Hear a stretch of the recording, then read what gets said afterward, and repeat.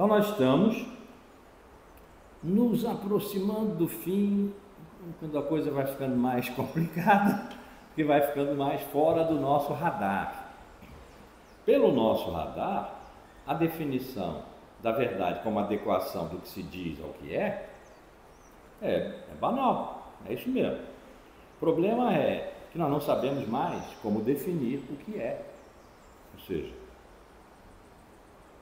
em toda a modernidade, de Descartes para cá, isso já são 4 séculos dessa altura, 17, 18, 19 e 20, nós fomos, eu ia dizer progressivamente, mas até não foi, no século 17 foi de uma vez, esvaziando as coisas que se apresentam aos sentidos, e aí é que mora a virada, que se apresentam aos sentidos, como os sentidos enganam, nós nunca saberemos a essência substancial das coisas.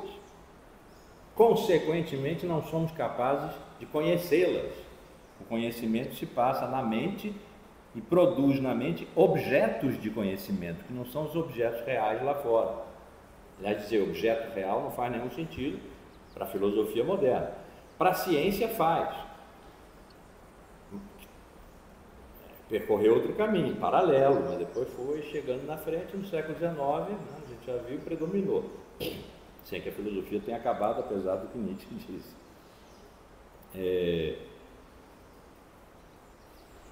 Então, mas mesmo assim, a ciência não se propõe a conhecer os objetos dela, os objetos que ela experimenta, nos experimentos, né, na sua essência, porque isso não é da ciência, isso é da filosofia, que perdeu a condição de fazer isso, e perdeu ativamente. Quer dizer, quando, devo ter citado isso 400 vezes aqui, mas é que é uma frase importante, quando Berkeley, um dos grandes filósofos do século XVII, da escola, do empirismo inglês, rival do racionalismo de Descartes, né, disse aquele espantoso: eu vou elaborar a minha filosofia sem levar em conta a hipótese da existência de um real externo a ela, porque a sua materialidade me é embaraçosa.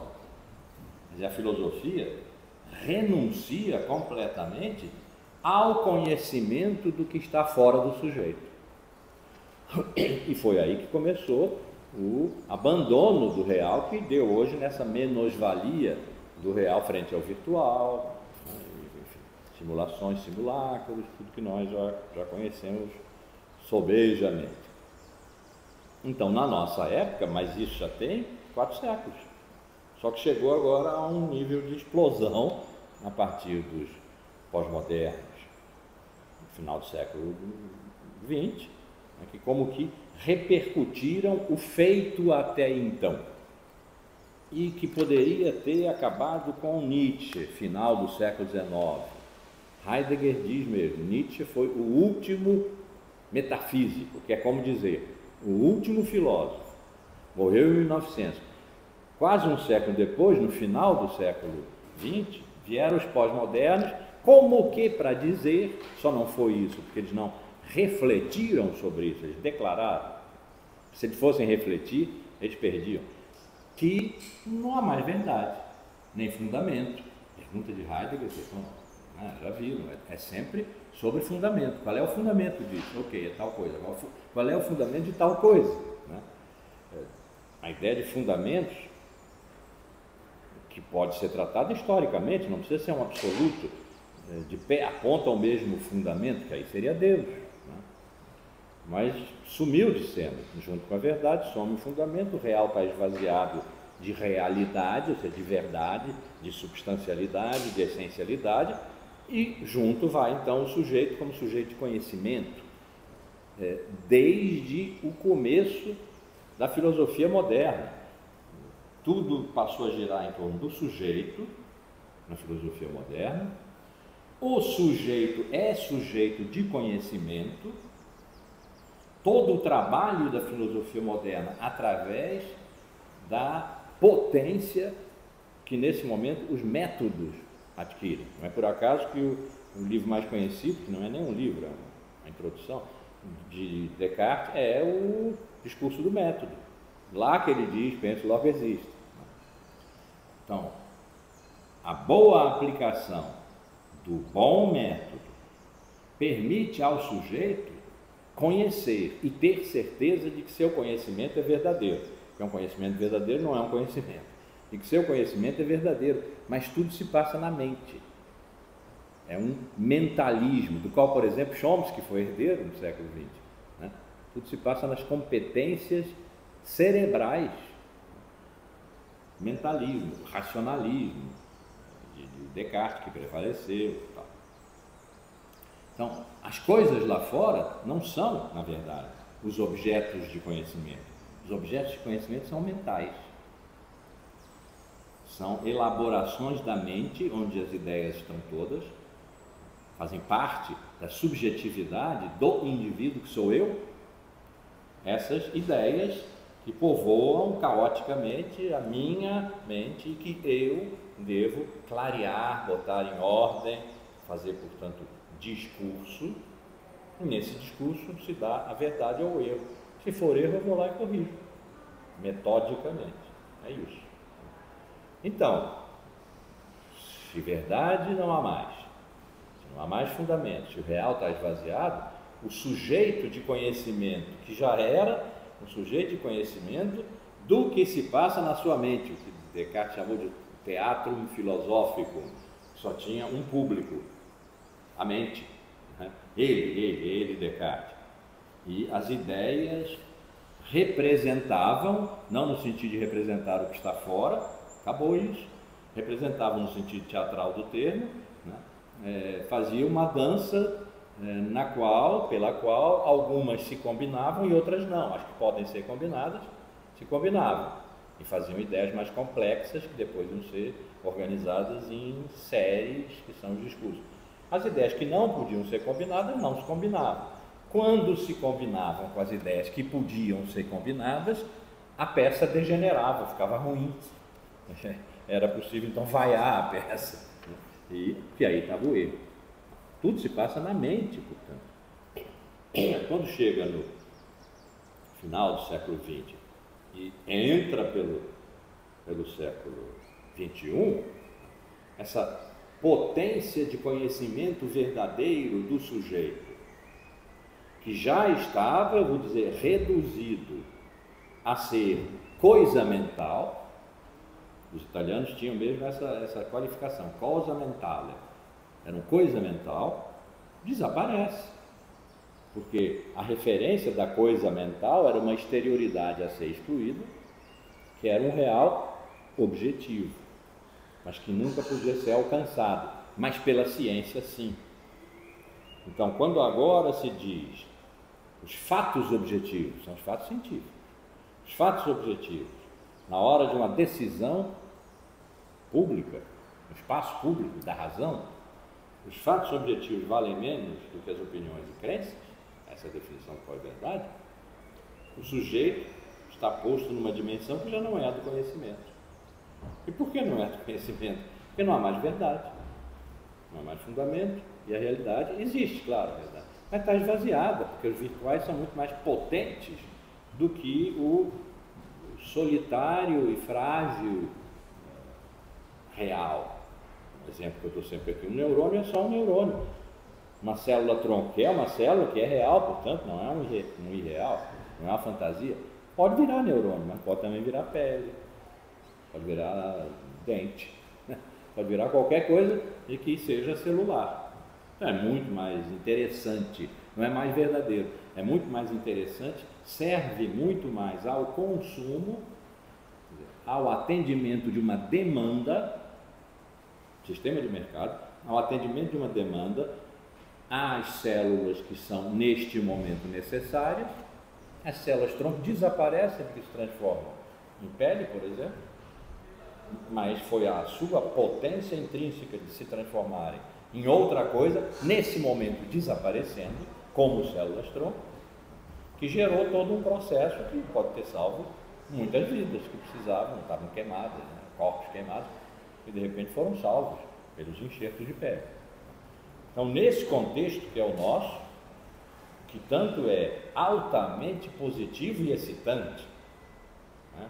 O avanço das tecnologias e a planetarização das técnicas é uma coisa extraordinária.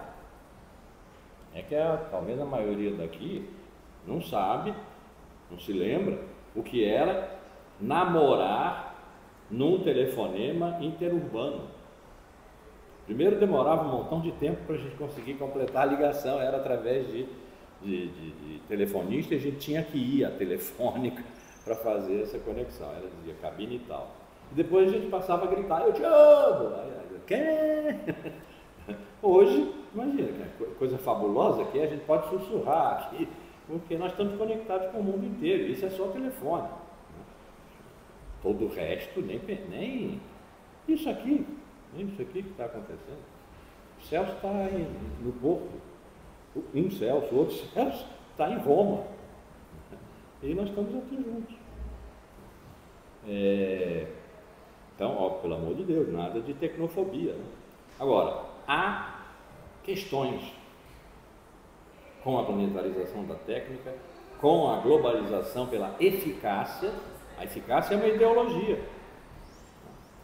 pela eficácia e pelo consumo, portanto a conversão do mundo em mercado de tudo, inclusive de nós.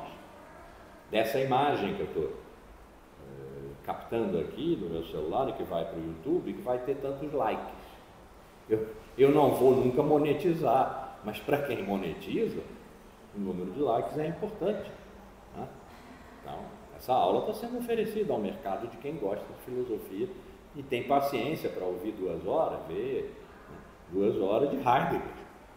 Não vão passar de 150, por aí, já é muito, né? Então, isso é um prodígio da técnica, ótimo. Estou expandindo o alcance das coisas que eu acho importante serem ditas nesse momento, da sala de aula, que está cada vez mais esvaziada, porque essa tela está cada vez mais cheia, para um público futuro e incerto, né, que virá ou não virá, e que excede o número de pessoas que está aqui e que está aí. Né? Então, nada contra a técnica, pelo amor de Deus, nada contra a técnica. Por outro lado, eu não vou dizer mais, porque nós dizemos nada contra, mas porque é contra a técnica. Por outro lado, há questões a serem pensadas a partir dos resultados da planetarização da técnica, que Heidegger viu antecipadamente muito bem no seu ensaio A Questão da Técnica, que nós estudamos no semestre passado. Há questões. Uma apenas dessas questões é que, quando a técnica se planetariza, o que acontece é que a totalidade dos entes, de que nós estamos tratando aqui sem parar, a totalidade dos entes, que no ensaio sobre a questão da técnica ele chamou de natureza, tá bem, é como nós chamamos, né? Não era como os pré-socráticos, ou mesmo os primeiros filósofos de escola, de carteirinha, chamaram, falam de ente, todos os entes, a totalidade dos entes, chamaram de ser. Bom, nós chamamos de natureza, é o outro do homem. Que a natureza só tenha sobrado para ela um modo de se desvelar. Nós estamos falando de desvelamento aqui, né? De vir à presença. Só tenha um modo de vir à presença, que é a da disponibilidade. E disponibilidade é serviço, pôr-se a serviço. Pôr-se a serviço do homem, ao qual sobrou um só modo de ser, que é o da exploração da natureza. Demandado pela essência da técnica moderna, é disso que Heidegger trata na questão da técnica, o que é a essência da técnica moderna. Não é como ela funciona, o que é a técnica, a essência da técnica moderna, seu fundamento. Ele vai longe nisso. E o que é que resulta no final da linha pelo domínio da técnica? Que nós vimos também na entrevista dele ao Der Spiegel, que quando ele disse a filosofia acabou, é na conjuntura do domínio da técnica. Porque quando Der Spiegel perguntou, e aí, o que é que veio substituir a filosofia? Ele disse, a cibernética. Nós estamos em pleno domínio da técnica moderna, contemporânea, como ele chamou no ensaio, a questão da técnica. Então, o que é que resulta dessa planetarização e totalitarização, estou inventando a palavra aqui, né, da técnica? É que o homem, que nós estamos vendo aqui ser definido no seu comportamento em relação à totalidade dos entes, que ele deixa vir ao aberto e que se põe aí para o comportamento livre do homem ir em sua direção, e é aí que a verdade vai rolar. Ainda não temos o mapa completo. Ao contrário disso, só reste ao homem, e portanto isso seja um fiapinho do que resta da liberdade, essência do homem, que é explorar a natureza. O homem agora é previamente desafiado pela essência da técnica moderna, que não sabemos o que é, e ele não diz no final do ensaio, previamente desafiado pela essência da técnica moderna a explorar a natureza. Ele só pode fazer isso. E a natureza só pode se desvelar, se apresentar, vir ao aberto de um modo: o serviço, a disponibilidade. Portanto, exploração e disponibilidade são os únicos modos agora de desvelamento. E isso é uma questão. Bom, isso é um risco, isso é um perigo. Ele cita Hölderlin, que é o poeta pensante dele, Heidegger, né? De onde vem o perigo, daí também provém o que salva. É um modo de entregar para o poeta. Agora pensem aí, porque para nós acabou. Então, isso é um perigo, porque, como ele diz, um dia nós podemos acordar e o homem ter perdido o que lhe restava de liberdade e a natureza o que lhe restava de capacidade de desvelamento. E, nesse momento, questionar não seja mais possível, não seja mais requerido. Ninguém se interesse mais por isso, e quem ainda se empenha nisso seja visto como um cara esquisito. Esse é o momento que nós estamos vivendo. Esse Heidegger não anteviu em todas as suas dimensões, mas algumas coisas que nós vamos ver aqui nesse ensaio sobre a essência da verdade podem apontar, uma vez que nós estamos pensando adiante do ensaio, né, podem apontar para o que se chama pós-verdade. E aí, se nós formos capazes de questionar a pós-verdade perguntando pela essência da pós-verdade, podemos trocar as pernas e nos dar uma rasteira, ou podemos dar uma rasteira na pós-verdade e continuar a pensar, a fazer questão. Pensar, para Heidegger, é sempre pôr-se no caminho de uma questão. E a última frase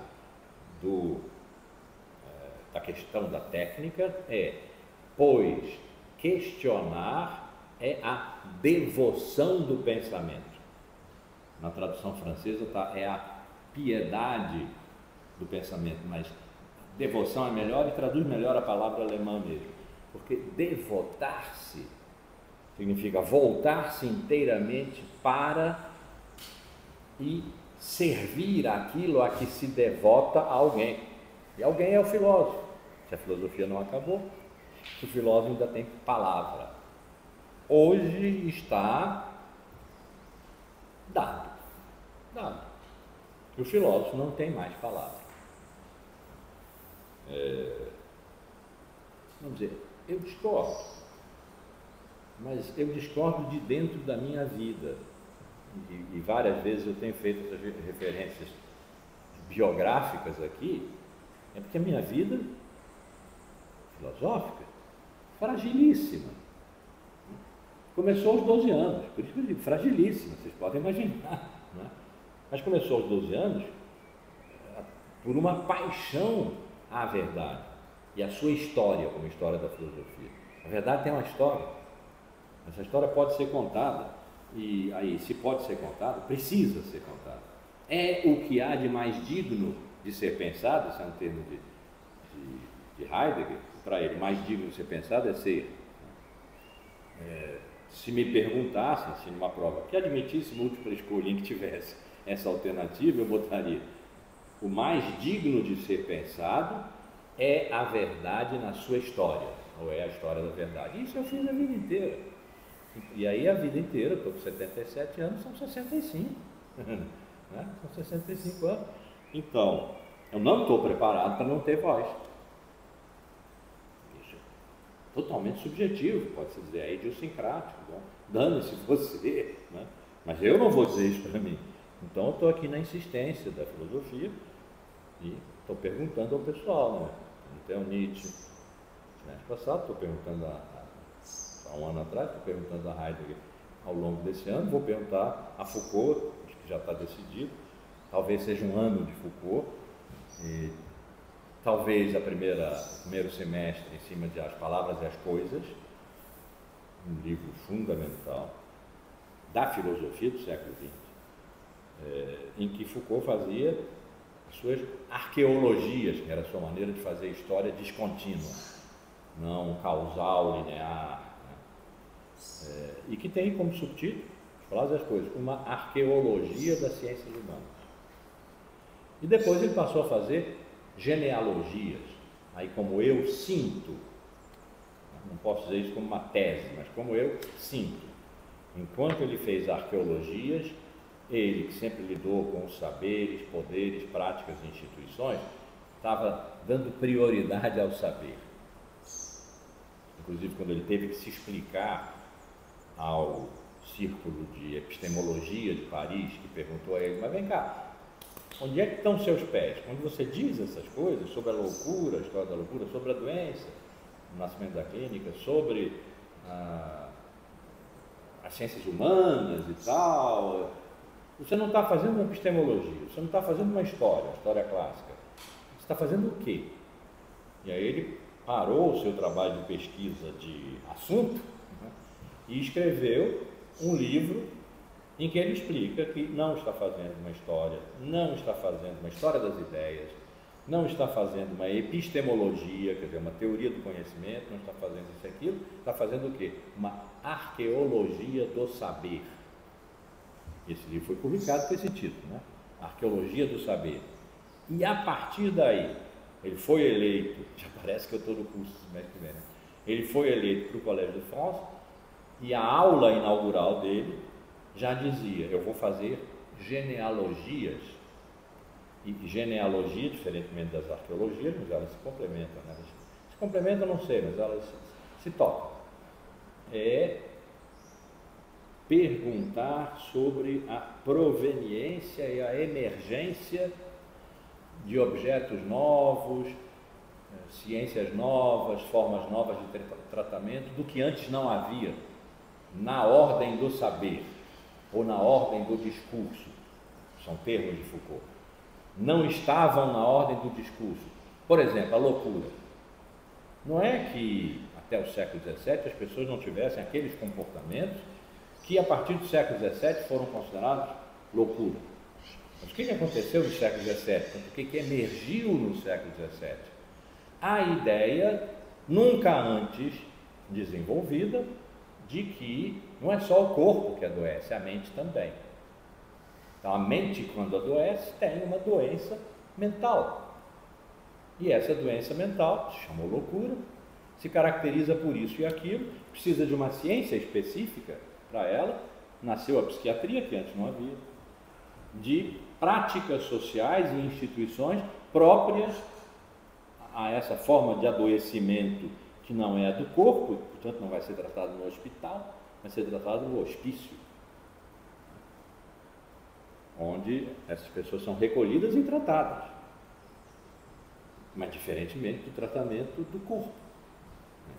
Então, uma genealogia é o que permite rastrear a proveniência e emergência do novo, numa determinada época, não em qualquer outra, e que pode desaparecer em outra. E não há aí nenhuma ideia de progresso, regressão, coisa alguma.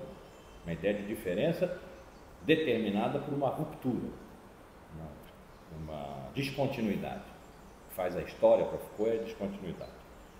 E aí, na genealogia, ele tratou essencialmente do poder. Aí o grande livro é Vigiar e Punir, e todos os artigos, introduções de livros dos outros, entrevistas que deu às rádios, etc., que depois foram coligidas em 4 volumes, em francês são 4 volumes, ditos e escritos, dis et écrit. Foi um trabalhão publicar, porque ele não tinha deixado publicado, e deixou no testamento uma instrução de que nada que ele não tenha deixado publicado podia ser publicado, mas os herdeiros literários dele acabaram prevalecendo sobre os herdeiros patrimoniais, e isso foi publicado. E depois, na esteira disso, os cursos do Collège de France, que são preciosíssimos, nunca teriam sido publicados se não se tivesse aberto essa brecha. Pois bem, então, genealogias não é mais o meu Foucault. Isso é totalmente idiosincrático. Mas por que não é mais o meu Foucault? Porque não é mais o Foucault que está tratando da verdade, é o Foucault que está tratando do poder. O que não quer dizer que o poder não produza a verdade. O poder é produtivo, ele não é simplesmente repressivo, ele é produtivo, ele produz efeitos de verdade na medida em que constitui sujeitos. Corpos dóceis, aí tem a disciplina, o controle, a soberania, a disciplina, o controle, foi mais Deleuze que desenvolveu. Bom, aí ele publicou o primeiro volume da História da Sexualidade, que tem o título A Vontade de Verdade. Estaria ele tratando ali da verdade?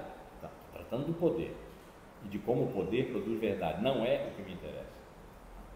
Aí ele passou 9 anos sem publicar o segundo volume, ele tinha previsto 6, sem publicar o segundo volume. Quando publicou, não era mais o segundo volume projetado.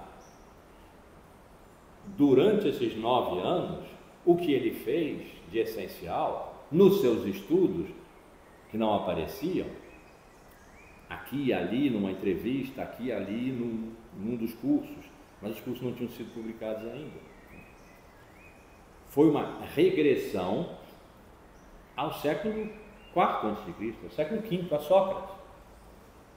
Portanto, a longa duração da história que Heidegger conta é outra, é a história do ser, a história do Ocidente igual à história do ser, que é uma coisa complicada.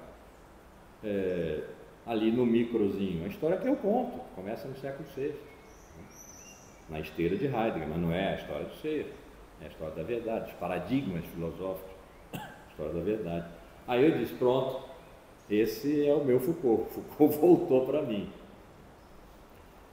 E isso está, na minha avaliação, menos nos 2 volumes que se seguiram, aquele primeiro da História da Sexualidade, Vontade de Saber, o segundo, que se chama Uso dos Prazeres, e o terceiro, Cuidar de Si, e mais nos cursos do Collège de France, sobretudo o antepenúltimo, a hermenêutica do sujeito, e o último, que tem o lindíssimo título de A Coragem da Verdade.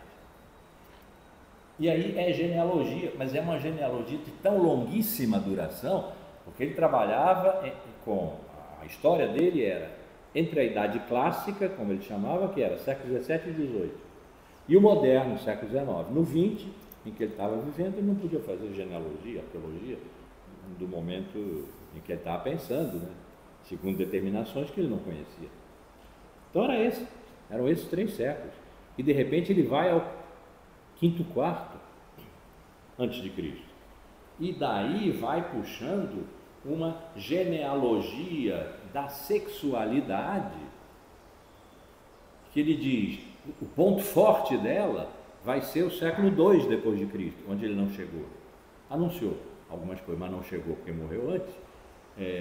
E o século II a.C. é a pastoral cristã sobre a sexualidade. Mudou totalmente aí. Então, eu estou pensando em, no primeiro semestre, fazer arqueologia, as palavras e as coisas, talvez o livro inteiro, porque aí não dá para ler assim como a gente leu Nietzsche, a introdução, o prólogo do Zaratustra, ou como está lendo aqui o Heidegger, não é linha a linha, mas é bloco a bloco. Vamos ler ali capítulo a capítulo, vocês leem em casa, eu releio em casa. O primeiro curso que eu dei na época, há 53 anos atrás, 52 anos atrás, esse especificamente. Começou, portanto, em março de 72, a obra completa de Foucault, até então, que acabava na Arqueologia do Saber, para graduação. Imaginem o que isso foi. Então tem que voltar atrás, rever algumas coisas e tal. Vocês aí, eu aqui, e a gente vai capítulo a capítulo, vamos conversar sobre cada capítulo. Acho que talvez seja isso. E no segundo semestre, a segunda parte, a genealogia, mas aí a genealogia é longa, que é o que me interessa. A Coragem da Verdade, o último curso dele. E aí são aulas, né, que tem primeira hora e segunda hora. E também não dá para percorrer ali linha a linha, nem mesmo capítulo a capítulo, porque a condição para poderem publicar foi que só podia se publicar tal qual foi gravado, era gravado pelos alunos, né? Tal qual foi gravado. Então tem coisas assim, tem gente sentada no chão aí, será que o auditório 6 já está liberado? Será que ele está sonorizado? Porque se estiver, a gente pode passar do 4 para o 6, o auditório 6 fica sendo o do nosso curso. Alguém pode ir lá ver, está tudo lá. E, como isso, várias outras coisas que a gente vai pular, evidentemente. Então, talvez a mesma coisa. Todas ou algumas, as mais importantes aulas, vocês leem em casa, eu releio, porque isso eu trabalhei mais recentemente, eu releio, trago para cá o resumo das aulas e vocês vão fazendo aí os questionamentos, as perguntas, como se estivessem ali no auditório 4 ou 6. Então, esse é o panorama possível do próximo ano. Estou fazendo aqui um teaser, que já foi, de certa forma, até como é que se chama quando a gente conta o fim? A gente conta o fim do filme? Um spoiler. Foi um pouco um spoiler, mas venham, porque o Foucault também, né, é muito legal, e vai ser a terceira vez que eu vou perguntar como é que eu saio dessa. Tem umas pistas já agora. Essas pistas supõem persistir na questão da verdade. Eu estava falando da técnica, nossa época e tal, ela não é sem questão. Por exemplo, nós só temos um modo de nos relacionarmos com a natureza, e a natureza só tem um modo de se relacionar conosco, quebra o que Heidegger está dizendo aqui, a vinda ao aberto da totalidade dos entes, o deixar vir, que é o comportamento do homem que vai na direção da totalidade dos entes livremente, nada disso mais existe no ambiente da técnica, em que a filosofia acaba e a cibernética toma, não o mesmo lugar, mas o seu lugar como regente. A cibernética, que era a ciência da época, mas as tecnologias, e suas práticas, muito mais do que suas teorias. Então, questionar sobre a essência da verdade pode ser um caminho, uma parada num posto de abastecimento na estrada, né, botar-se a caminho, pôr-se a caminho de uma questão. Bom, mas nós não vamos com o tanque até o fim, a questão é longa, né? Então, no meio do caminho, a gente dá uma parada num posto e reabastece. essa conferência sobre a essência da verdade pode ser um reabastecimento para nós, porque nós estamos muito adiante, não no caminho da questão, mas na eliminação da verdade. Pós-verdade é isso. É pós a questão da verdade. Não é nem mais o que os pós-modernos estariam fazendo. Eles não estavam discutindo a questão da verdade, mas quando eles dizem que a verdade acabou, porque acabou, esvaziou-se o real, não há mais fundamento, o sujeito não é mais sujeito de conhecimento, é sujeito de consumo, etc. Eles estão em torno dessa questão. A pós-verdade não. Então, esse abastecimento que nós estamos fazendo aqui do nosso tanque, com essa conferência, é importantíssimo. E vamos ver como é que isso deslancha lá com Foucault. Porque nós estamos tratando o tempo inteiro de filosofia, e é correto, é isso mesmo, mas o que o século XIX, século em que a ciência como ideologia do conhecimento, a ciência veio a predominar sobre a filosofia, não que a filosofia tenha acabado, apesar do que Nietzsche já disse isso, predominar sobre a filosofia, porque a ciência prova, a filosofia especula e raciocina, pode provar logicamente, mas a prova lógica não é uma prova ontológica, não é uma prova real. A ciência prova, ela faz um experimento, faz um protocolo de experimento e distribui pelo mundo inteiro. Em todos os laboratórios vai ter que dar o mesmo resultado, se o protocolo for bem seguido, mesmo resultado. E foi com isso que a ciência tomou o trono, na verdade, no século XIX, e a filosofia lutou com ela, não contra ela, a ponto de que um dos grandes filósofos, né, do século XIX, do idealismo alemão do século XIX, Schelling, o seu grande livro tenha dialogado com a ciência, com as ciências naturais, e nas várias edições desse livro ele foi sendo aperfeiçoado. Então, dialogar com as ciências era ali uma coisa importante. Nietzsche tentou estudar as ciências biológicas, o corpo interessava muito a ele, as ciências biológicas, fez um tempo, depois se desinteressou, era um tema importante. Ora, no século XIX apareceram as ciências humanas. Não foi no XVI, no XV, no XIV, na Idade Média, no Renascimento poderia até ter sido, né? Porque o homem entra em cena aí, no moderno, o sujeito entrou em cena. Tá bom, mas o sujeito não podia ao mesmo tempo ser sujeito e objeto. O sujeito do conhecimento de si mesmo como objeto. O homem sujeito e o homem objeto. Mas no século XIX pôde, por causa dessa predominância da ciência, sem a morte da filosofia, ainda, as ciências humanas têm esse tônus filosófico, mas esse comportamento científico. Mas precisam ser ciência para que o homem possa ser conhecido. Sociologia, psicologia, antropologia, tudo é ciência. Então, as ciências humanas, que aparecem no século XIX, nos interessam no momento em que as ciências estão tomando o trono e a filosofia está lutando ainda. De modo que nós vamos estar tratando ali da verdade a partir do século XIX, como fizemos com Nietzsche, e como daqui a pouco vai estar sendo com Heidegger, porque Heidegger começou lá atrás.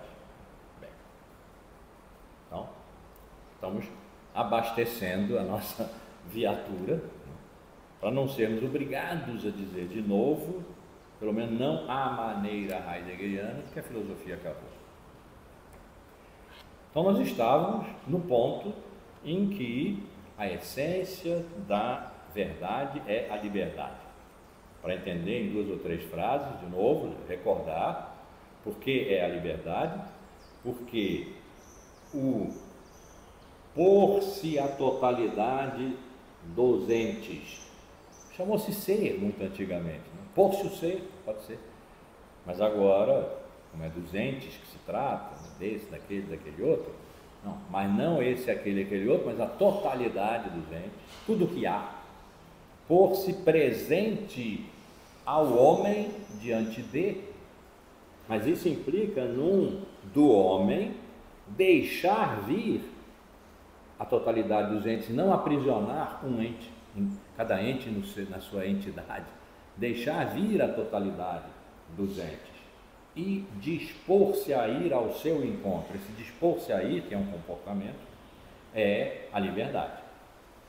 Neste sentido é que, arriscadamente, Heidegger disse, olha, essa tese deve incomodar, né? Disse que a liberdade, nesse caso, né, sendo assim, a liberdade é a essência da verdade. Porque trata-se do deixar vir. Esse deixar vir é a liberdade do homem que faz. Do homem, não do sujeito. Desde o século XVII, início do moderno, trata-se do sujeito.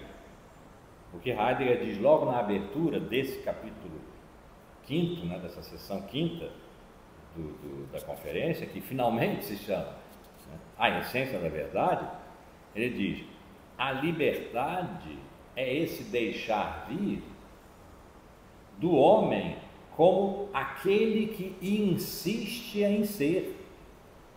Portanto, aquele para o qual a totalidade dos entes, tudo que é, faz sentido para ele mesmo ser o que ele é. Não faz para um regato, para uma pedra, para um colibri, né? Faz nenhum sentido.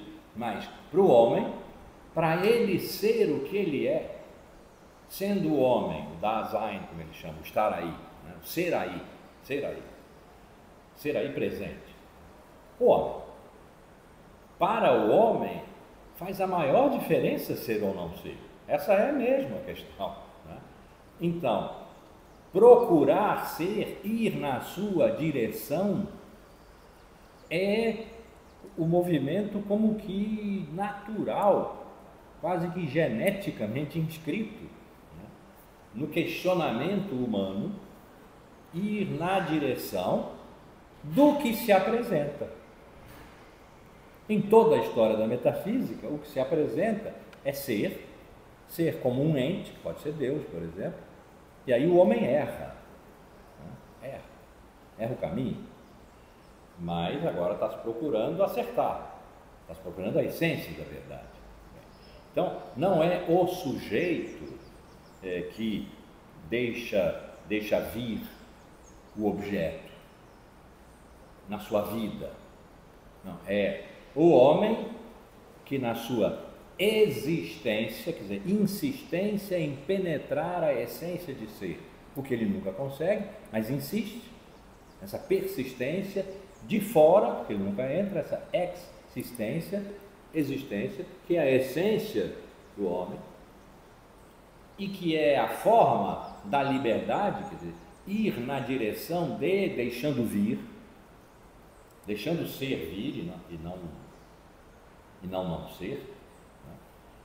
Então, a liberdade seria a essência da verdade na medida em que esse deixar vir seja capaz de desvelar a totalidade, desvelar, quer dizer, do encoberto, deixar vir a presença, aquilo que tanto se esconde quanto aparece. Vamos ver que é aí que a essência da não-verdade vai entrar. Que tanto se esconde quanto aparece. E no aparecer, tanto se dá como uma aparência que engana, quanto tal qual é. E aí que a verdade repousaria no tal qual é. Não é uma evidência. Para nós hoje está inteiramente fora de cena, né? Esse tal qual é o que? A essência de algo? Fundamento de algo, a substância de algo, não é assim mais que nós vivemos, né?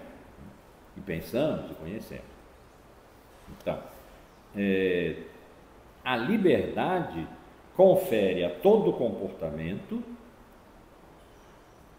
lembrando, comportamento é o ir na direção de, e pode-se decidir não ir na direção de aquilo que a liberdade deixou vir à presença, não recalcou como esse ente ou esse ente, o que é suficiente. Não, não é. Se trata da verdade, trata-se da totalidade dos entes vindo à presença. Então, o homem pode refugar e dizer, não, eu quero saber o que é isso. Ou pode deixar vir.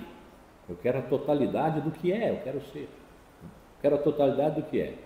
E feito isso, muito provavelmente irá nessa direção. Feito o outro, se retrairá e não irá nessa direção. E aí é que o falso, a aparência, etc., se manifestam ao homem, não são nada, manifestam-se ao homem.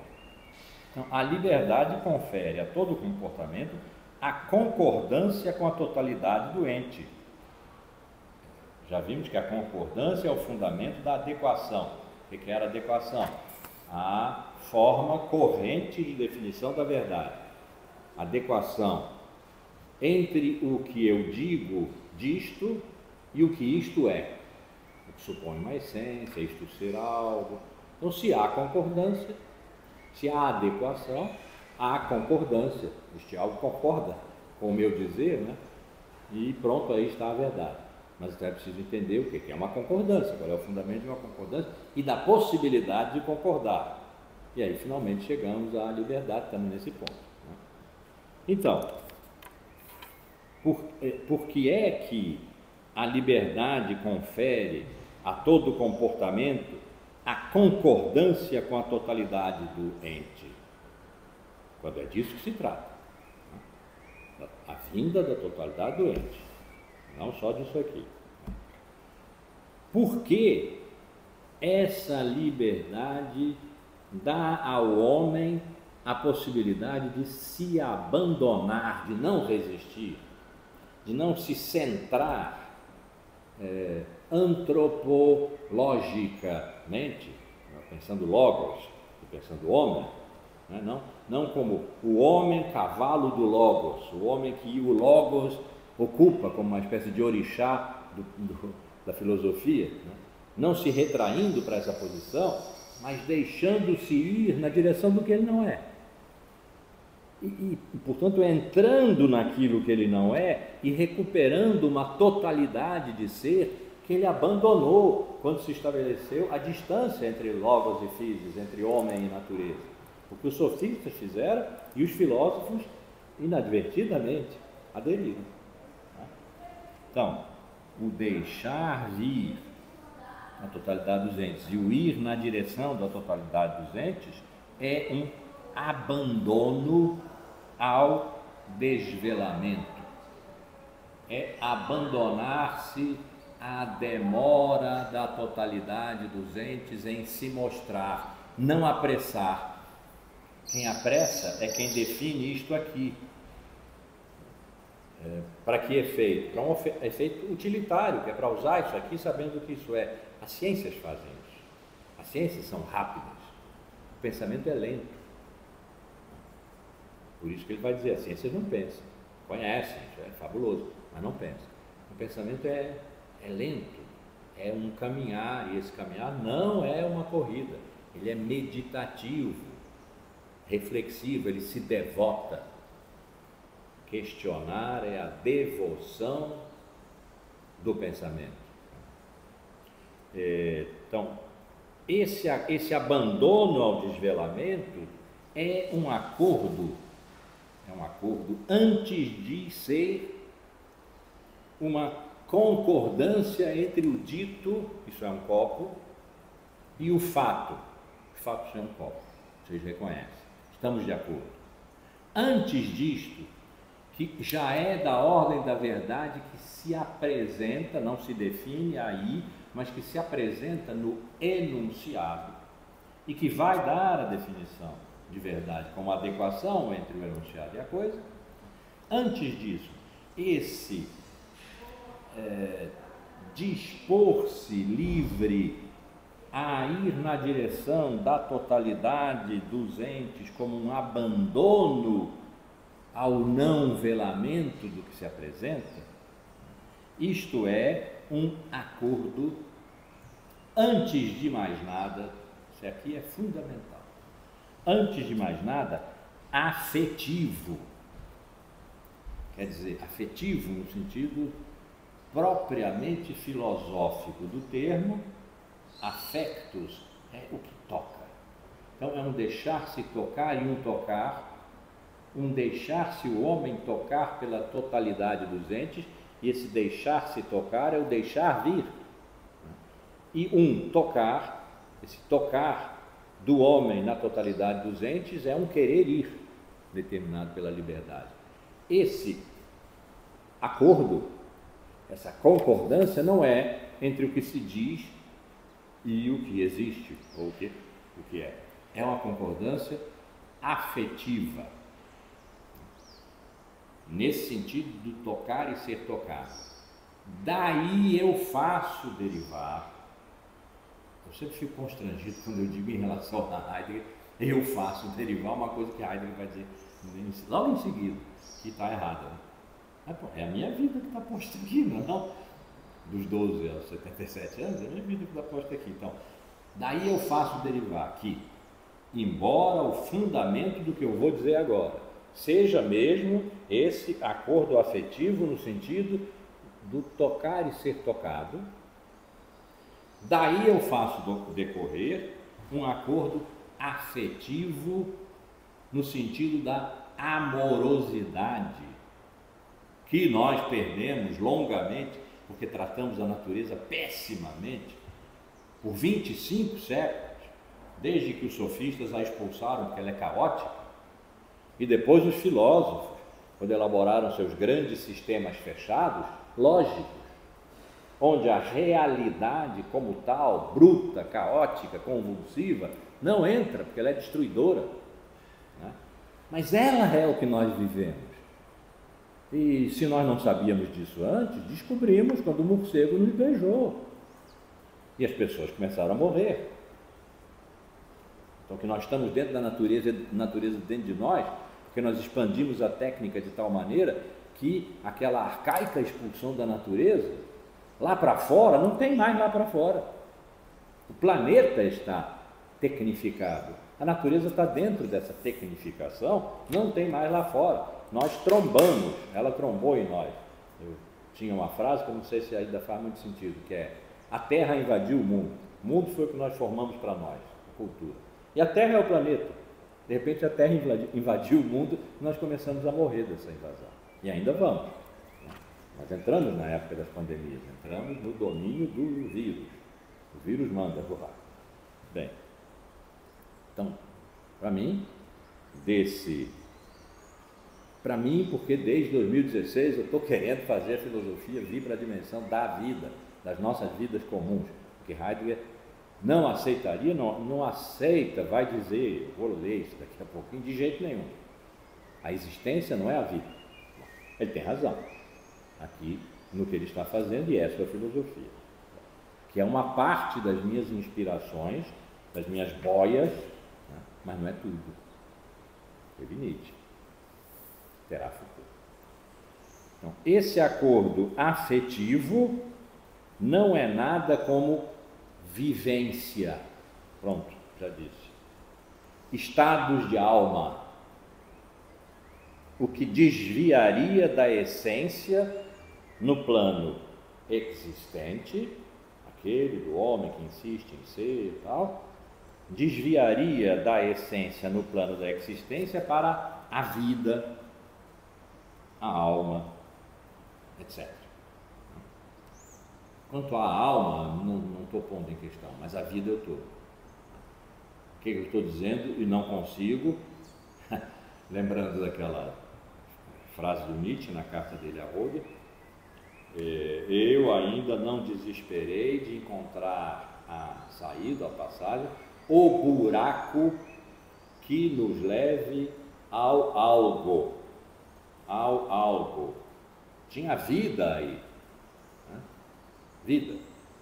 Eu ainda não desesperei. Que nos leve ao algo. Tinha vida aí. E aí eu estou usando também Nietzsche. Eventualmente Nietzsche contra Heidegger. Tem um livro, não sei se é do qual, que se chama Nietzsche contra Heidegger.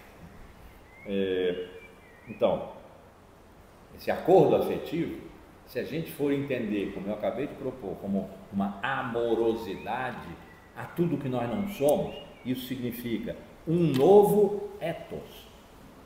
Se ethos é, como eu tenho proposto, que aliás não sou eu que tenho proposto, é o sentido originário da palavra, a experiência de habitar e, complemento, de habitar entre aquilo que nós não somos. Então, talvez o buraco que leve ao algo possa começar a ser pensado capengamente ainda, porque está sofrendo aqui a oposição fortíssima do mau pensador, talvez desde Aristóteles, né? Mas possa ser o começo, aproximarmos-nos do buraco que nos leve ao alvo. Esse ethos é amoroso.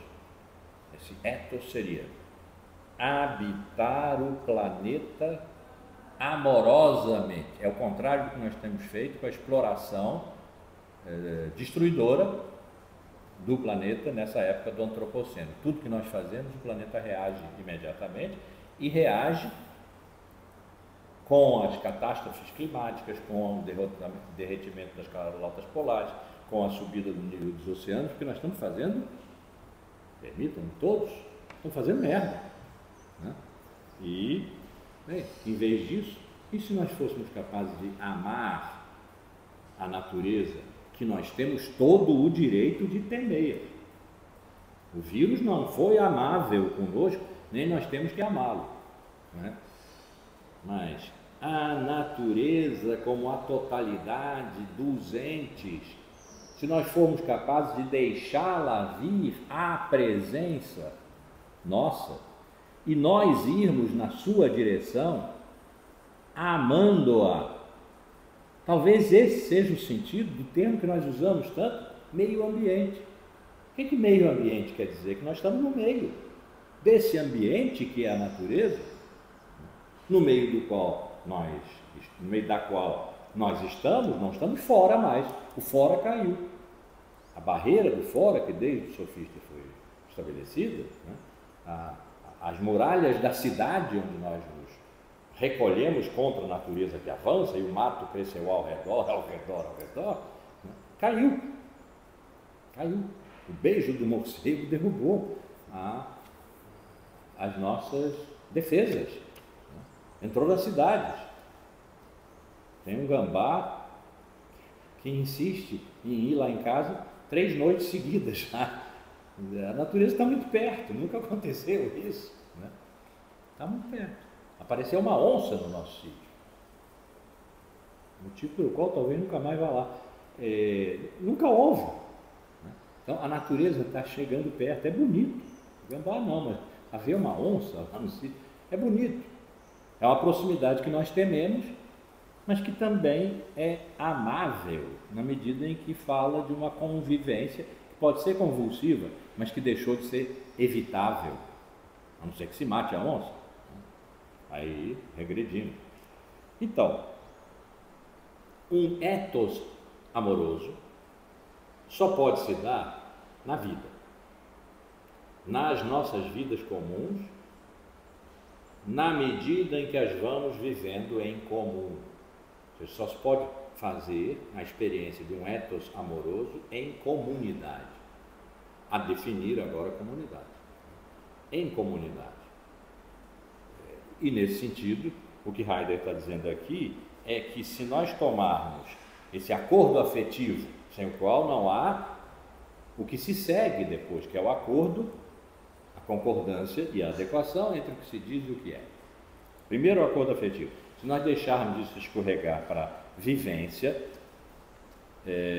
para a vida, nós nos desviaríamos pela vida do existente, do homem como existente, quer dizer, insistente em ser. Essa é efetivamente uma grande questão. Há uma alta probabilidade de que, muito formado por Heidegger, meu mestre, Emmanuel Carneiro Leão, foi aluno de Heidegger.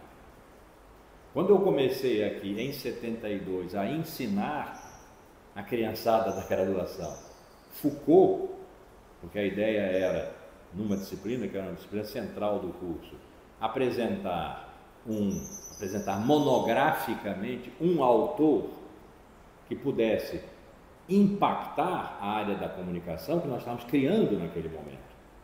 Porque havia os cursos de jornalismo.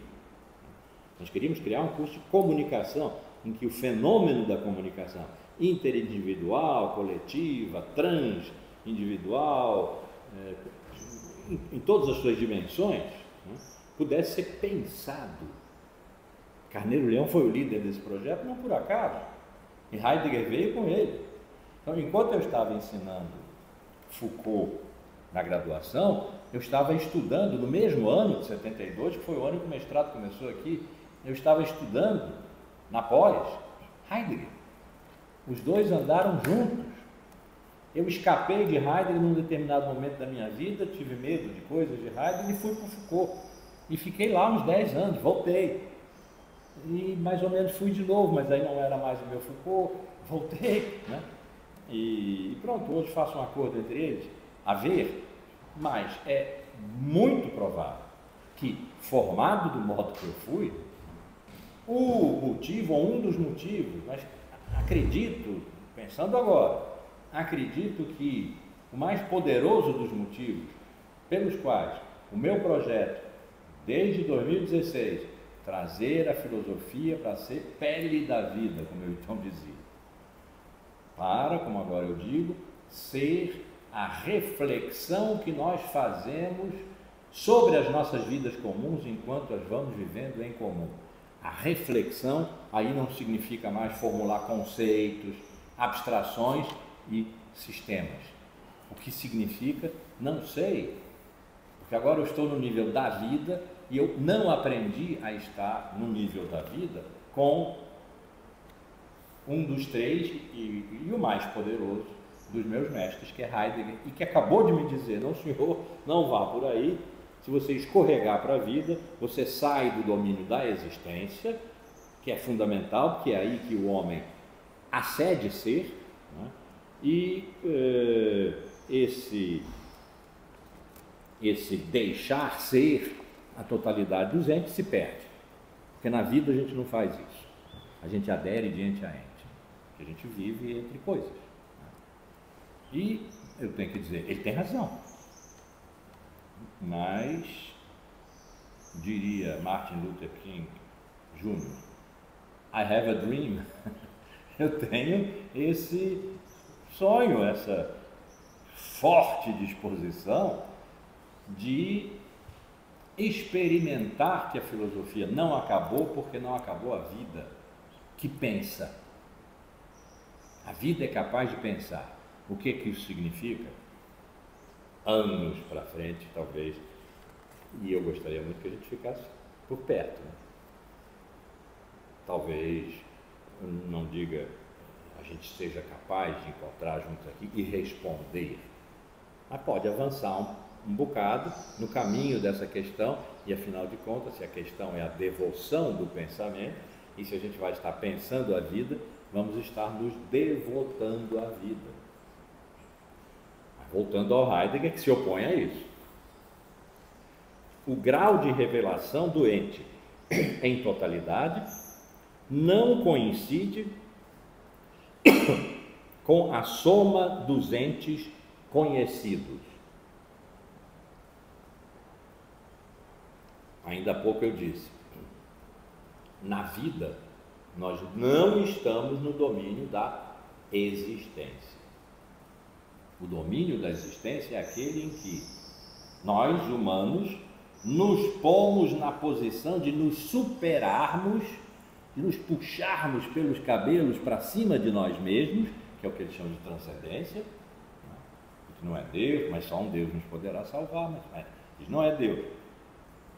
Na direção da compreensão do sentido de ser, da verdade de ser, nos termos dessa conferência, do deixarmos vir a totalidade do ente, dos entes.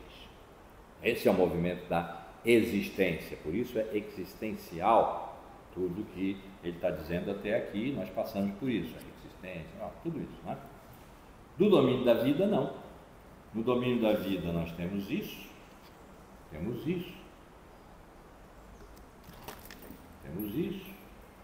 e lidamos com isso, que, portanto, precisamos saber o que é, o que são. Mas saber o que são agora significa para que servem, o que se faz com eles. É outro domínio. E essa que ele está dizendo é a soma de todos os entes, digo eu, que ocupam a nossa vida, não é, diz ele, a totalidade dos entes. A totalidade dos entes é totalidade, não é totalização, mais, e no fim, um todo.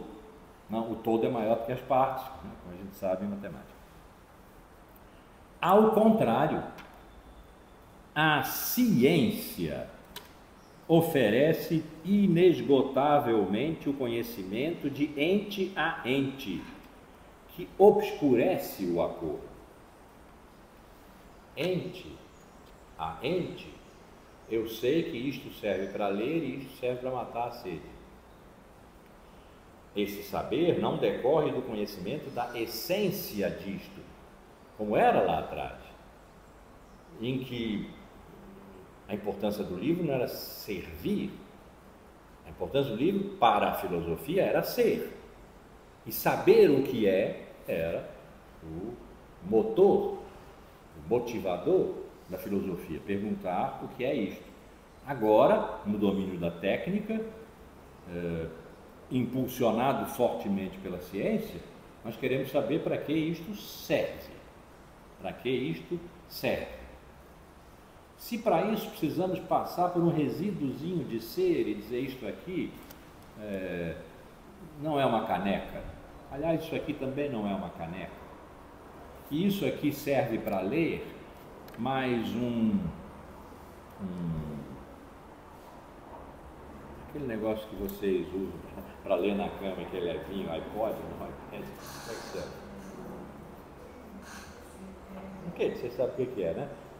Passa o dedo assim e simula, porque nós estamos no mundo da simulação, simula um livro, mas naquele apetrecho, naquele dispositivo, pode ter 1000 livros. É um livro ou não é um livro? Pergunta inteiramente defasada. É uma pergunta filosófica, porque ela pergunta o que é um livro. Kindle, né? O que é um livro? Ora, um livro é o que serve para ser lido. Isso serve para ser lido, Kindle também serve para ser lido, isso simulado. Então tem um resíduozinho aí, a gente pode discutir, é livro ou não é livro? Não, não é livro, mas simula livro. Portanto, serve para aquilo que livro serve. É uma pequena discussãozinha aí, né? Mas é rala e provavelmente não leva a lugar nenhum. Então, ou a um pequeno lugar. Então, a ciência, a todo momento, que não faz a pergunta sobre a verdade da totalidade do que há e se apresenta, e que nós, humanos, deixamos vir à presença e vamos na sua direção. Tudo que ele disse até aqui, né? A ciência não faz isso. A ciência nos dá permanentemente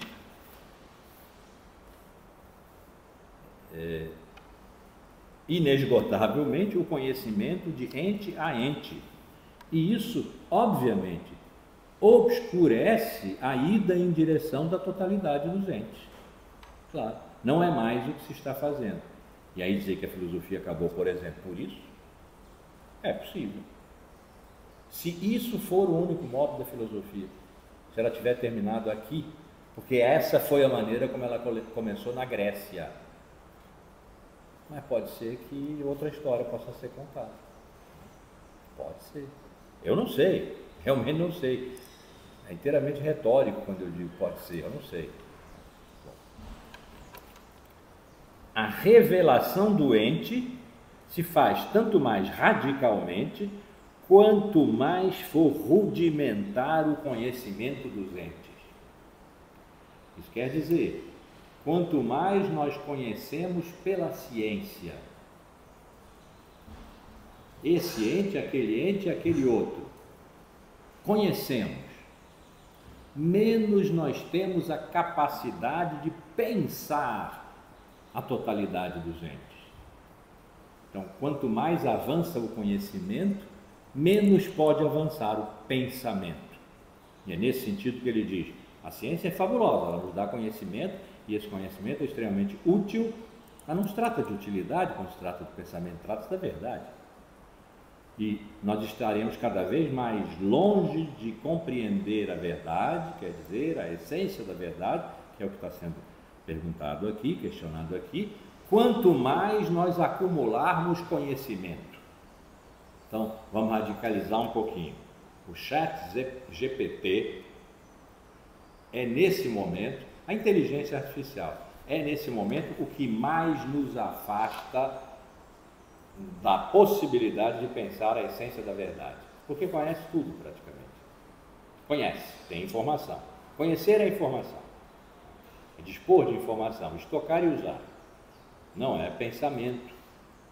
Pensamento não procede por informação sobre informação, procede por afeto, vimos já agora. Afeto, afetar, ser afetado. E digo eu, amorosidade. E isso não é. O ChatGPT não tem.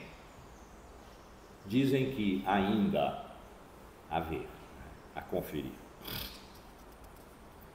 O comportamento do homem é penetrado pela revelação do ente em totalidade. Voltamos a falar do comportamento, o comportamento livre, o deixar vir e o ir na direção. Disso se tratou até agora. O comportamento do homem é penetrado, é atravessado, seria talvez, porque na tradução francesa tem a palavra alemã, durchstimmt, através, né? É atravessado pela revelação, desvelamento, não velamento, revelação, né? Do ente em totalidade, porque o deixar ser o ente gerador do acordo do homem com a totalidade penetra e precede todo o comportamento aberto que se desdobra nele. Já vimos, o primeiro acordo é de afeto.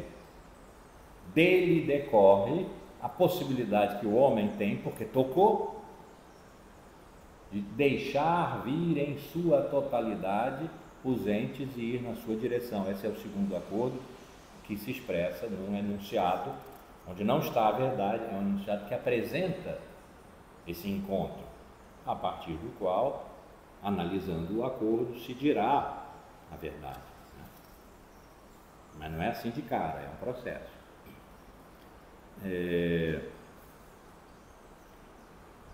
Citando, esta em totalidade, nós vimos comportamento aberto que deixa vir o ente em totalidade, isso penetra e precede todo o comportamento aberto que se desdobra nele.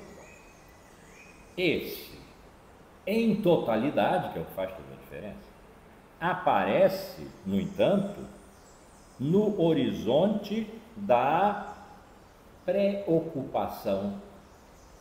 É um termo que Heidegger reserva para os comportamentos humanos que têm objeto específico, que não são, portanto, um afeto em relação à totalidade dos entes. Por exemplo, pregar um prego na parede é uma preocupação, no sentido de que nós ainda não estamos nos ocupando do prego como um ente e perguntando o que é isto e respondendo um prego.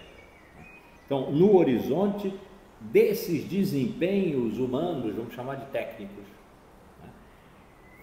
Que na terminologia heideggeriana é a preocupação, retomando, este em totalidade, no entanto, aparece no horizonte da preocupação e do cálculo diário, que é o conhecimento comum, cálculo diário, como inalcançável e imprevisível. O que a ciência faz? O que as ações técnicas humanas fazem? É refugar diante do em totalidade, porque isso é inefável, indizível, inalcançável, imprevisível. Esse é um sentido de que a filosofia acabou. Que a filosofia decorre do encontro, primeiro, antes de tudo, novidade, boa, afetivo, entre a totalidade dos entes e o homem que vai na sua direção, livremente. Vamos já ver o que esse livremente quer dizer. Então, isso, a totalidade dos entes, nunca se deixa atingir, tocar, a partir do ente que vem de se manifestar. Que este pertença à natureza ou à história. O ente que vem de se manifestar é esse aqui.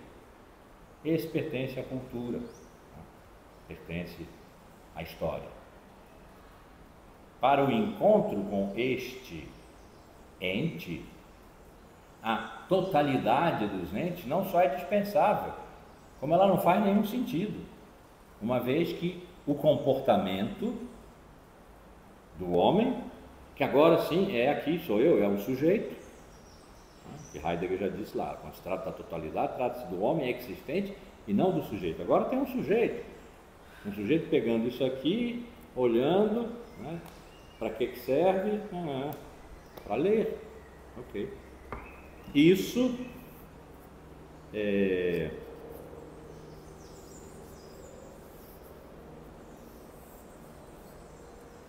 então,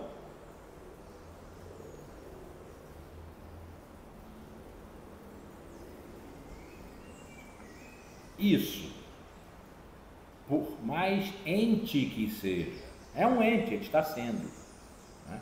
Ente é participo presente, sendo gerúndio, ele também pode ser, isto é um sendo, na medida em que o que ele é um estar sendo algo, permanentemente ele permanece sendo algo. Quando ele se apresenta e nós nos satisfazemos com essa presença, porque isto nos dá agora uma ocupação que nos permite ler e também nos permite perguntar o que é isso, que é a pergunta da metafísica, o que é isso e só isso, e todos os issos semelhantes, livros. E daí formulamos um abstrato, o conceito livro, e um outro abstrato, a palavra livro.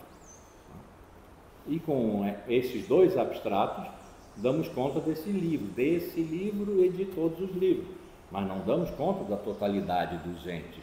Isso ficou refugado, né? Porque continua sendo, quando se pergunta por isto aqui, indeterminado e indeterminável o que não é este livro aqui, o que é a totalidade dos entes, que inclui todos os entes, mas não é a soma de todos os entes.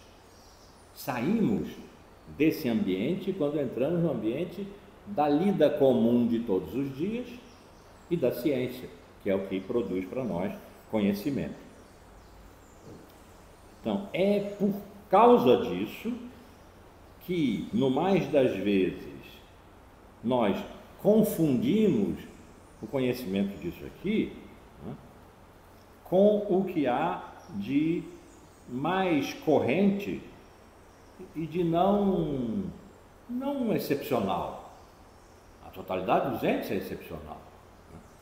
Isso aqui é o que há de mais corrente, é o que há de não tão excepcional. Eu tenho aqui um livro, né? E nada mais do que isso. Mas, como nós perdemos agora o contato com a totalidade dos entes, isso satisfaz. Então, o que há de mais corrente, de menos excepcional, nos satisfaz. E isto significa, essa satisfação dissimula o ente em sua totalidade. Quer dizer, esse vir à totalidade, esse apresentar-se no aberto, esse ir na direção,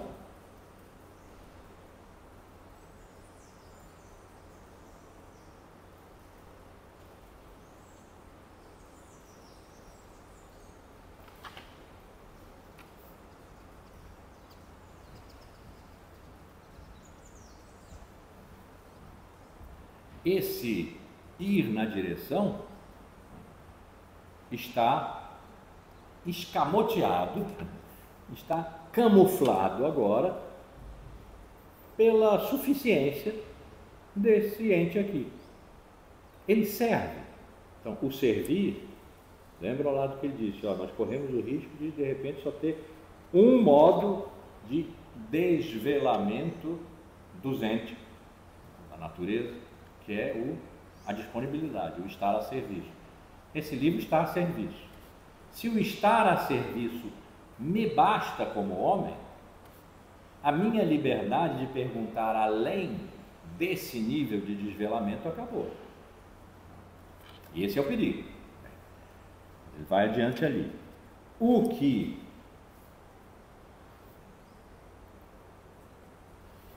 nos satisfaz, o que nos penetra agora, desse modo, aquilo com que nós concordamos, o uso desse livro, não é um nada de ente em relação lá à totalidade dos entes, mas ao contrário, uma dissimulação do ente em totalidade. E a dissimulação é algo, não é nada. É por aí que vai entrar agora a antiessência da verdade, né? Na medida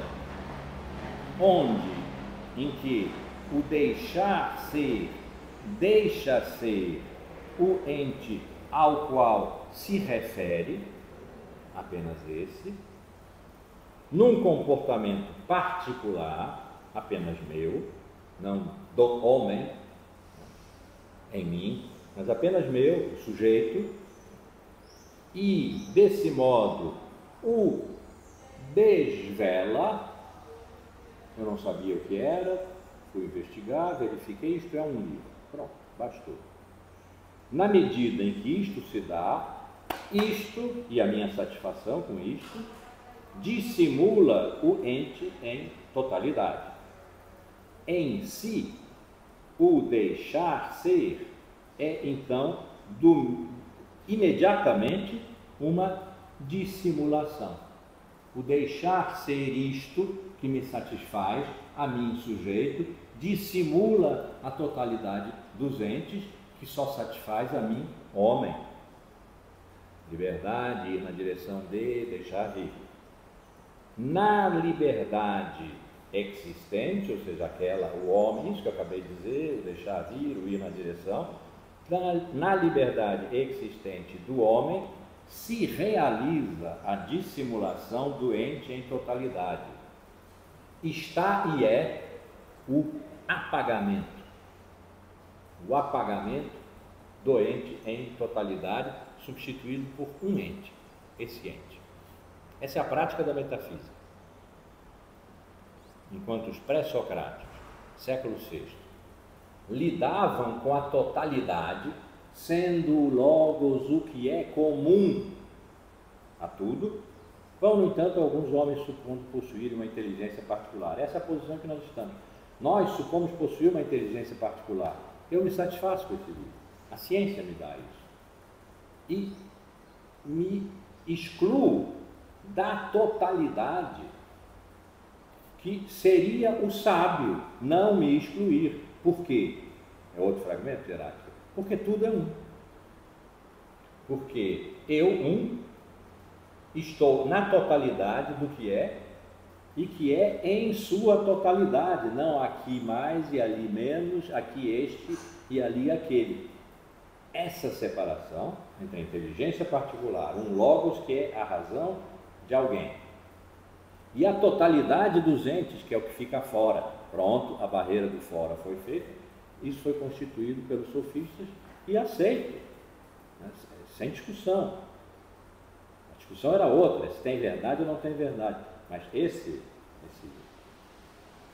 isca foi mordida pela filosofia, e aí o seu comportamento metafísico foi o de andar de ente a ente, aderir de ente a ente. Então, qual é o ente? É a natureza? É a física. Qual é a ente? É o poder? É a política. Qual é o ente? É a beleza? É a poética. Qual é o ente? Os comportamentos entre as pessoas? É a ética. Então, tem ciência para cada um dos grupos de entes. Os entes em sua totalidade estão dissimulados pela satisfação que nos dá conhecer esse ente e aquele ente. Esse é o comportamento de 24, 25 séculos da filosofia. Isso é que acabou. Se a filosofia acabou junto com isso, não sabemos. Então, esse comportamento da metafísica conduz em francês está obnubilação. Obnubilar é ao mesmo tempo esconder, esquecer,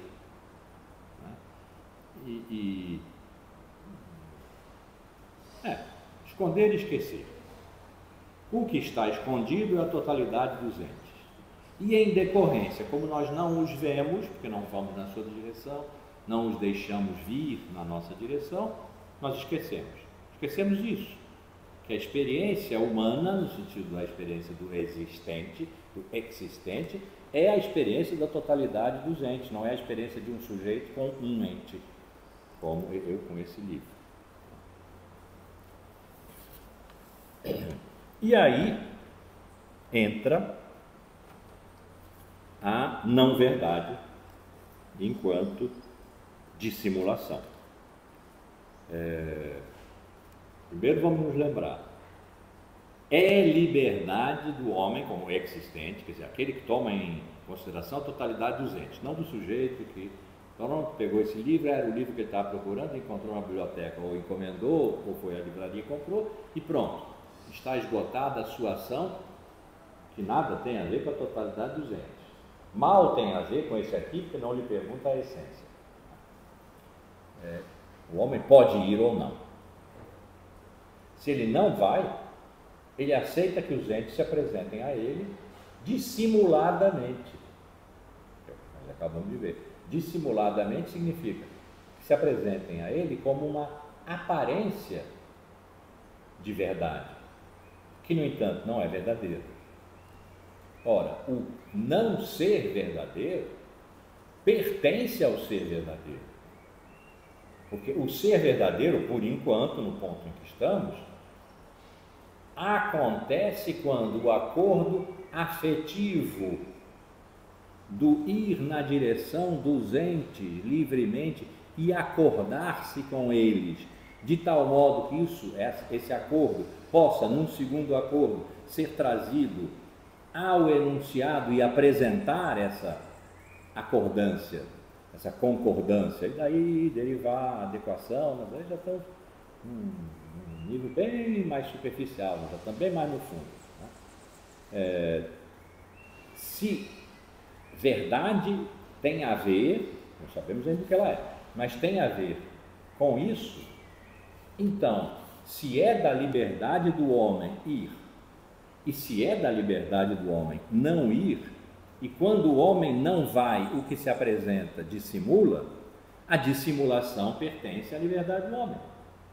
E se nós, por enquanto, praticamente a última frase dessa parte, se nós, por enquanto, estamos determinando a essência da verdade como a liberdade do homem, a dissimulação pertence, neste caso, à essência da verdade. A dissimulação, a aparência, tudo aquilo que depois nós dualizamos e julgamos, tá? Verdade e erro, e o erro tem que ser eliminado. Agora, à medida que nós vamos aprofundando a penetração na essência da verdade, se, repito, da liberdade que pode ou não conduzir a ida à totalidade dos entes, quando não conduz, vem a aparência. Então, o vir à aparência pertence à mesma liberdade que o vir à totalidade dos entes. Pertencem-se. De modo nenhum são a mesma coisa, mas pertencem-se. De um modo tal que Heidegger não diz que a reflexão que nós vamos fazer agora é sobre a essência da não-verdade. Que aí a essência da não-verdade seria o oposto da essência da verdade. Não. A investigação que nós vamos começar agora é uma reflexão sobre a não-verdade que pertence à essência da verdade. A reflexão sobre a não-verdade é uma reflexão sobre a não-essência da verdade. Quer dizer, aquilo que há de negativo na essência da verdade. E o que há de negativo? A aparência. A aparência, a dissimulação, pertence à essência da verdade, porque pertence à essência da liberdade, que tanto pode ir quanto livremente não ir. Então, a obnubilação, quer dizer, o escondimento, a dissimulação que nos faz esquecer de que aquilo de que se trata é a totalidade dos entes. É aí que nós, humanos, nos realizamos como o que nós somos, não é como sujeitos do conhecimento de uma coisa. É no direcionamento à totalidade dos entes, na transcendência, a ir além de nós mesmos, na direção do que nós não somos, a totalidade dos entes, ser, etc. Isso se fica escondido, e fica escondido na dissimulação, que pertence à essência da verdade, se fica escondido, é esquecido. E em Ser e Tempo, 1927, antes de tudo isso aqui, Heidegger disse que o começo da filosofia, o começo histórico da filosofia, Platão e Aristóteles, tem positivamente, porque isso gerou efeitos, e esses efeitos foram bons, esses efeitos são toda a filosofia na sua história, mas foi o esquecimento de ser. Isso, da totalidade dos entes. A obnubilação, a dissimulação e seu esquecimento. O esquecimento da totalidade dos entes, ou como então ele ainda dizia, o esquecimento de ser, que foi a grande questão dos pré-socráticos. Por isso é que retomar uma escuta que é atual, que é contemporânea, mas uma escuta do dizer pré-socrático diferente do dizer de Platão, pode recuperar para nós uma possibilidade de pensar depois que a filosofia acabou. Bem, então lá ele diz, depois isso é revisto, mas lá ele diz, foi o esquecimento do ser, ou de ser, da questão de ser, levantada pelos pré-socráticos e logo destruída pelos sofistas e produzida de outra forma, produzido esse esquecimento de outra forma, positivamente, não negativamente, destruidoramente, como os sofistas fizeram, positivamente pelos filósofos. Positivamente por quê? Porque criou-se a filosofia. E a verdade deita no leito da filosofia. O que a filosofia faz é procurar a sabedoria, que nunca encontrará, porque é divina, mas em cujo caminho de não encontrar, encontrará coisas que são da ordem da verdade. São as teorias, são os sistemas, tudo aquilo que nós conhecemos. Então, a obnubilação, a ocultação, dissimulação, esquecimento, recusa a alétheia, o não velamento. Alétheia, já vimos, é a palavra que ele usa para referir o modo de fazer a experiência da verdade dos pré-socráticos. Esse modo é, tudo é, num movimento ou num modo de ser tal, que nós estamos envolvidos nesse tudo ser, não estamos fora olhando, julgando e enunciando. Isso vai acontecer depois, não no século VI. E pertence ao tudo ser, de modo que também nos pertence. Esconder e mostrar. A physis A força de dar presença, physis, com a mesma força tende à ocultação. Esse é uma interpretação de um fragmento do 123, fundamental, de Heráclito, que está falando aí da verdade. A força que apresenta também desapresenta, esconde. Apresenta e vela. E nós vamos nesse movimento, nós não estamos fora dele, vendo, olhando. Apresentou, escondeu, apresentou, escondeu. Né? Nós vamos juntos com esse movimento. Na tradução do Carneiro-Leão, aparecimento é já ocultação. É já. Esse já é fundamental. Né? É imediatamente já. Aparecimento é já ocultação. Esse é o movimento em que physis é tudo que há. Se vela e não vela. E nós, humanos, que somos diferentes de uma pedra, de um regato, como disse há pouco, um colibri, né? Acompanhando esse processo, apreciamos o velamento e o não velamento. Estamos no mesmo movimento do velamento e do não velamento. Fazemos essa experiência nas nossas próprias existências, que no entanto pertencem a physis, não estão fora.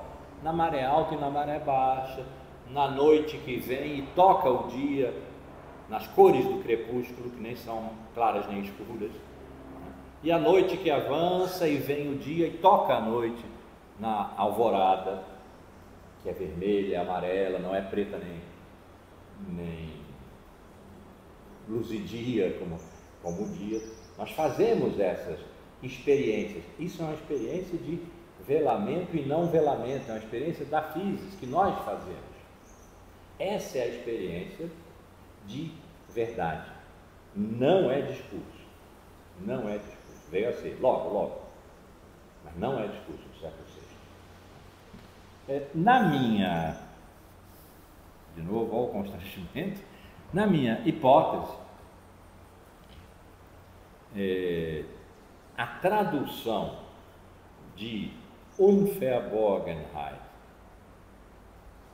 Bergen é esconder, Verborgenheit é escondimento, Unverborgenheit é não escondimento. Mas a tradução que se faz em francês, em português, não sei, em inglês, espanhol, vou até verificar por curiosidade, é desvelamento. Qual é a minha hipótese? Desvelamento é o que nós fazemos para apressar a physis ao não velamento. A physis é lenta. Nós temos pressa. Nós temos pressa de ver o que vem à presença. E puxamos. Então, descobrir é o que nós fazemos. Obrigamos a natureza ao não velamento. Quando fazemos isso, a violamos. Por exemplo, uma descoberta científica significa algo estava velado. Pode ser que um dia a natureza revelasse, no sentido de não mais velar o que está velado, deixar-se aparecer. Mas nós temos pressa. Nós modernos, quando a ciência apareceu, a nossa ciência moderna. E aí vamos lá e violamos o corpo da natureza. Lá na origem da ciência moderna está essa ideia. A natureza é uma mulher que guarda um segredo. Nós temos o direito de arrancá-lo dela, mesmo que mediante violência. Está lá. Então, desvelar é puxar para nós a força de não velamento, que é da physis, não é nossa. Nesse momento, nós começamos a nos colocar fora da physis. E o que é que acontece numa descoberta científica? O que estava encoberto se desencobre e não se cobre mais. A natureza perde a potência do velamento. Quando nós descobrimos o que estava escondido, esse segredo, nós descobrimos o segredo desaparece. É isso que a ciência faz. O segredo desaparece, o velamento desaparece. Então, neste sentido é que Heidegger está dizendo aqui, a obnubilação recusa a aletheia, o não velamento. Porque tudo está presente. Tudo está presente. E está presente porque nós botamos na presença. Nós botamos na presença violando. E é o que ele está usando aqui em francês. Preciso conferir em alemão. A palavra recusa. E em francês, desvelamento. Eu estou traduzindo por não velamento no sentido que eu já explicitei aqui para vocês. Né? Ela não admite essa aletheia, essa experiência tão linda, né, pré-socrática, em que nós fazemos parte da verdade. Nós estamos nela acompanhando velamento e não velamento. Então, ela, a obnubilação, a dissimulação que faz esquecer, que oculta e faz esquecer, ela não admite a aletheia sequer como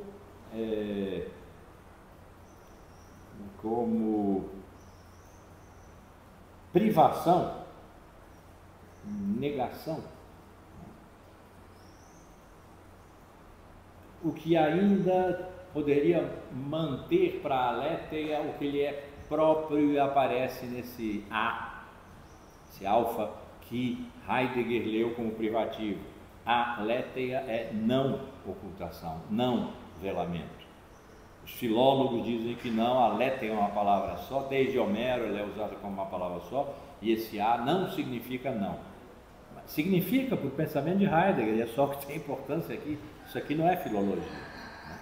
Então, diz a obnubilação não admite nem conservar para a aletheia esse sentido negativo, esse sentido de privação que lhe é próprio.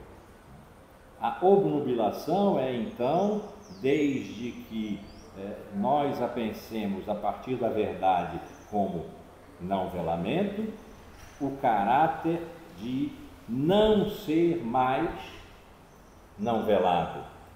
E assim, a não verdade original própria à essência da verdade. Nós vamos parar aqui, porque essa frase, evidentemente, eu vou ter que explicar na próxima aula. Deu 2 horas, eu vou apenas falar um pouquinho sobre ela, mas não vai dar para desenvolver. Mas o que basicamente ele está dizendo aqui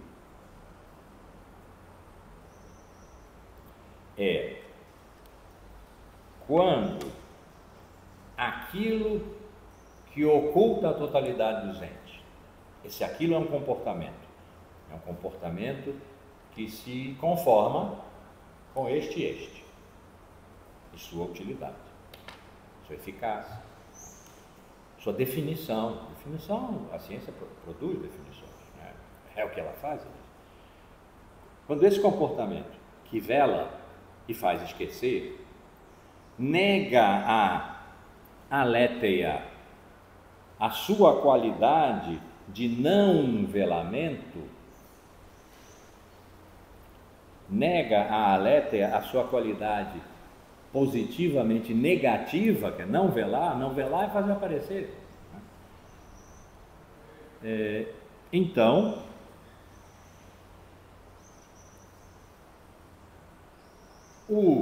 a obnubilação,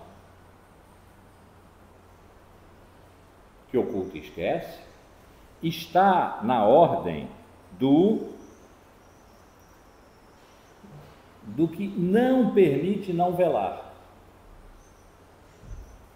Né? Certo? Não permite não velar. Não permite o desvelamento, que seria isso. Onde a verdade se completa, do velado ao não velado, do oculto ao aparente, de novo ao oculto. Né?